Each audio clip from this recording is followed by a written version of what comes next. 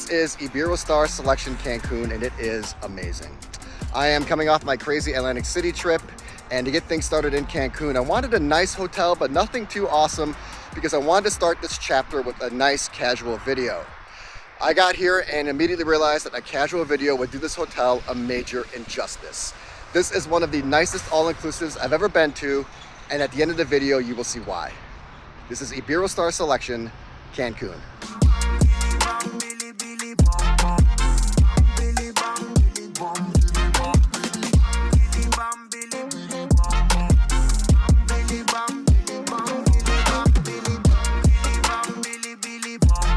Iberostar Cancun, my first Iberostar on the channel. First impressions are excellent. When I arrived, I was immediately whisked away to the coral section, which is the adults only portion of the property. And upon arriving here, I was met with a soothing cold towel as well as a refreshing pineapple welcome drink. Check-in was painless, and I made it up to my room, and that's when I really started to take notice of the value of this property. This is just the base room. It's the cheapest room available here, and I must say it is big, it is bright, it is beautiful. There are 5 things you need to know about this hotel room. First of all, the bathroom has a dual vanity with a large step-in rainhead shower, and the shower has an optional window, which when opened, you can actually view the ocean while you're in there. Secondly, the bed, it is firm yet comfortable. The coolest thing about it is the illuminated coral artwork that acts as the headboard. Number 3, the minibar. It has an espresso machine, some snacks, and a couple varieties of both wine and cervezas. Number 4, there is a separate living room area with an oversized sofa as well as a table, desk. I think it's just a great space to help keep the room uncluttered. And then lastly, the balcony. It is beautiful. It features a deep oval jacuzzi tub which overlooks the entire property as well as the beach and the ocean. I think every single room here in the coral section is oceanfront, and up here on floor number 11, the views are spectacular. After a long day of travel, I was absolutely famished, and I thought it'd be a good opportunity to put the room service to test. I ordered 3 things. I ordered the steak, the burrito, as well as the charcuterie. For room service, all-inclusive food, it was way, way above average. The steak by far was the standout. So that pretty much gets us up to speed. It's my first night here. I'm getting things started in a big way. I'm off to the #1 restaurant on site, the steakhouse.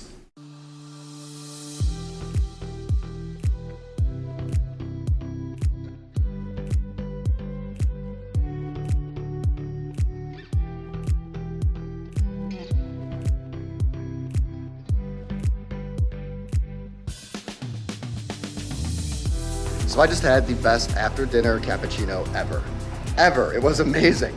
That lobby bar is really cool. I can't wait to go back and spend some time there.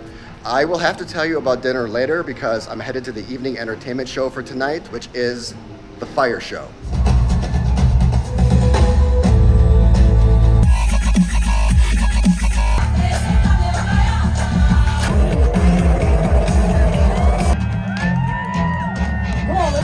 Ready, aim, fire.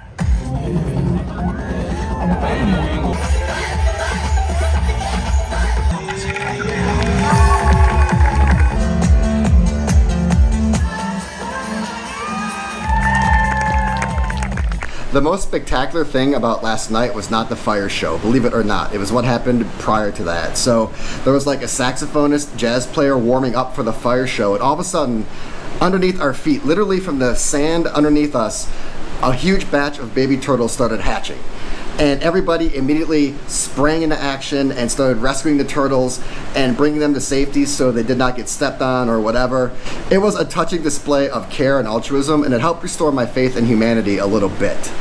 Not all fire shows are created equal, by the way.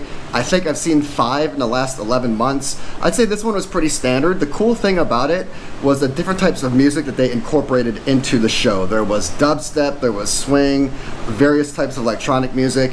It really helped add some diversity and uniquity to the show. And then prior to that, dinner was great. It was delicious. I'd say it was restaurant quality, like an Outback, maybe even better. The food portions were small, but that's pretty standard at an all-inclusive, but I'd much rather have that and have the food be delicious than the other way around. It was notably fresh and the service was fantastic.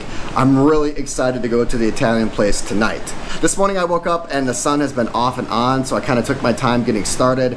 I went down to the cafe and I had a double-fisted cappuccino for breakfast. Those cappuccinos are incredible.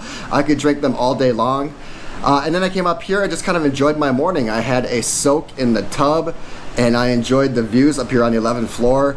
Again, all these rooms I believe are oceanfront, so I tried to take advantage of that a little bit. The sun hasn't been the most cooperative up until this point, but I think it's finally starting to come out. I'm gonna make my way down to the beach.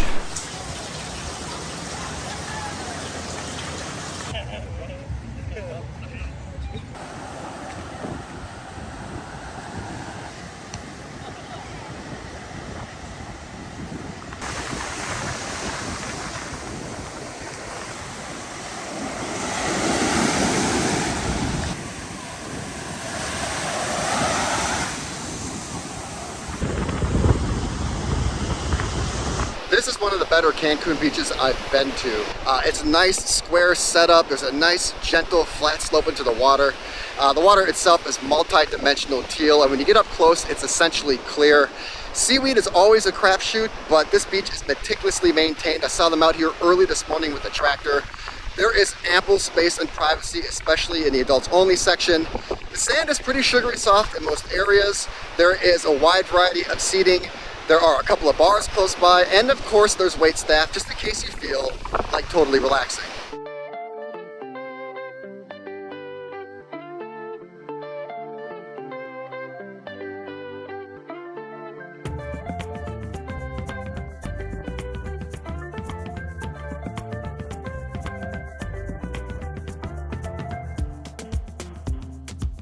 Three noteworthy things this morning. I'm gonna make this very quick. There's no time to waste.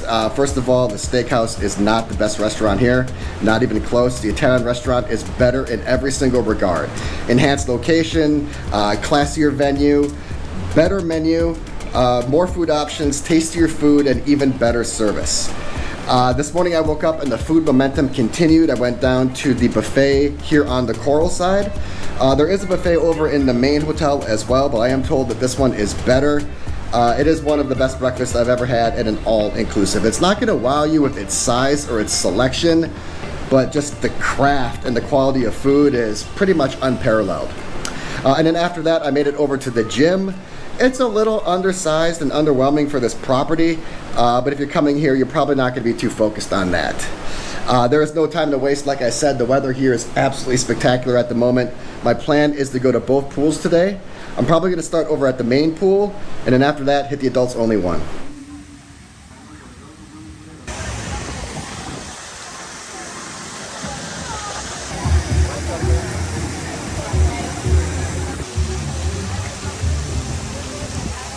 Suéltala, dicho.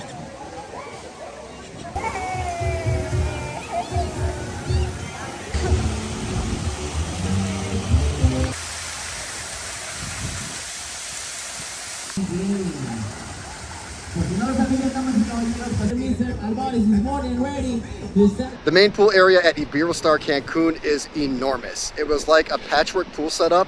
It was a bunch of mini pools interlaced all into one. There was an infinity area, there was a main pool area, there was a swim up bar, there was a family area, a quiet area, a little mini kids park, literally something for everybody. I thought it was an excellent setup. I do have a sneaking suspicion though that the adults only section is going to be even better. I'm headed there right now.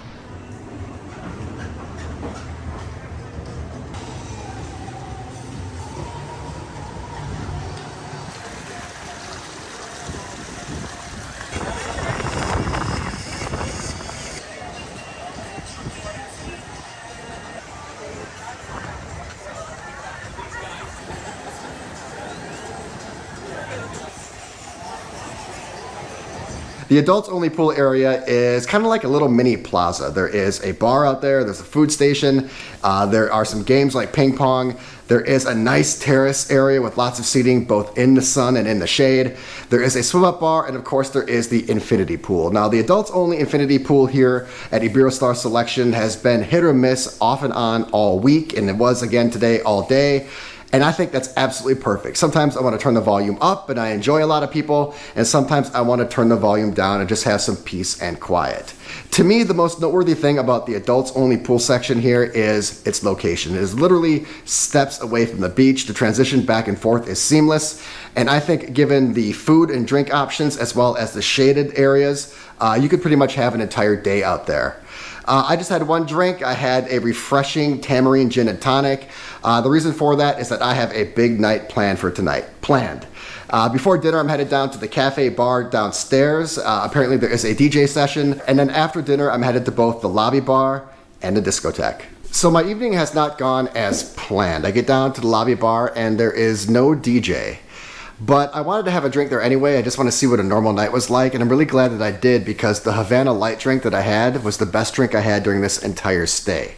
I stepped out on the terrace and that is where the DJ was. I planned on catching the tail end of the show this entire time, so I didn't expect much of a crowd to be out there. But I got downstairs and there was much more of a crowd than I originally thought. I was really excited for dinner. I was ecstatic because apparently 3 times per week, the adults only buffet here in the Coral Tower turns into an a la carte restaurant, and the menu looks insane. It looks like a culinary delight. Unfortunately, the app is wrong. It only turns into an a la carte restaurant twice per week and not tonight. So I was really let down. But my frown quickly turned upside down because it was Brazilian steakhouse night and the food was phenomenal. I'll talk more about this later, but for the money, the food here is highly, highly impressive.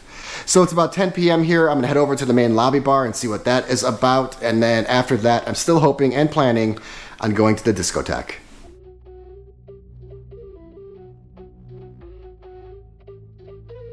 Smash it up.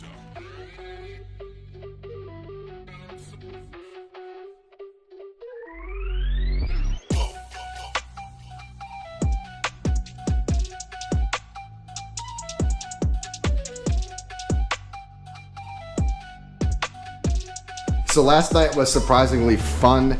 More times than not, you walk into an all-inclusive lobby at 10 p.m. and it's gonna be desolate, and this one was quite the opposite.